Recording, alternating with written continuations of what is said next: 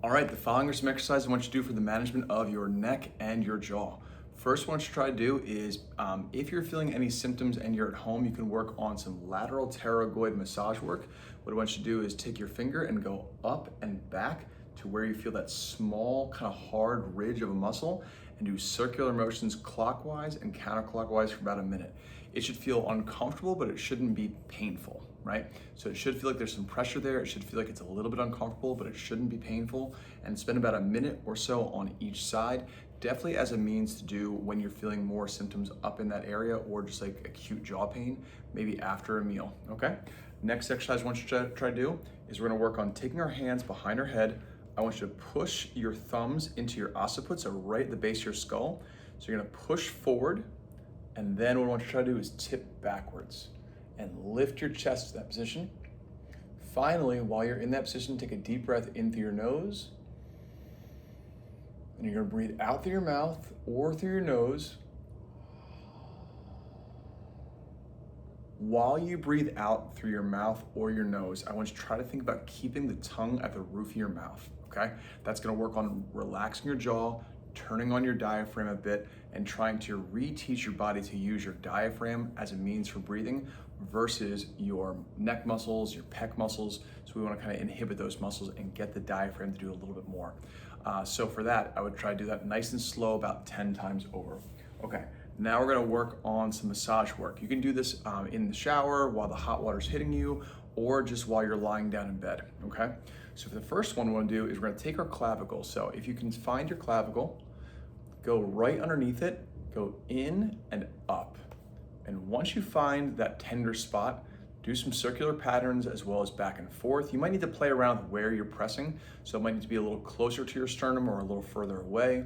But once you find that tender spot, spend about a minute or so in that area, back and forth and circular patterns, while breathing in through your nose and out through your mouth, okay?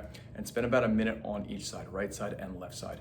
The next one to try to work on is the pec minor. So the pec minor is, if you look at the front of your shoulder, there's a diagonal pattern to your sternum. That is your pec minor. We want to work on that area. That area was definitely a little bit more tender for you than the subclavius muscle. And I do want to have you spend about a minute doing that. While you're massaging that tissue back and forth and rotational patterns, I do want you to try to bring your arm up and back. So while you're massaging that tissue, bring your arm up and back in a diagonal pattern. This is gonna stretch out that muscle, make that muscle a little bit more superficial to the skin, and it's gonna make it a little easier to massage, as well as get more out of the massage. So spend about a minute with the right arm and the left arm as well, all right?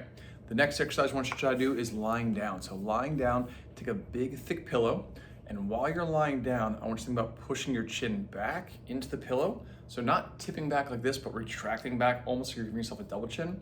And then while you're retracted back, slowly rotate your head to the left, then rotate to the right, back to center, and then relax. So back, rotate to the left, rotate to the right, and then relax, okay? Nice and slow, 10 times. That's working on just learning how to strengthen up those neck muscles to pull you backwards, right? And then try to maintain that as you turn side to side. Okay, so we did pec minor stretches. Next what we're gonna try to do is we're gonna do a stretch for the pec minor. What I want to try to do is laying on your side with your head supported.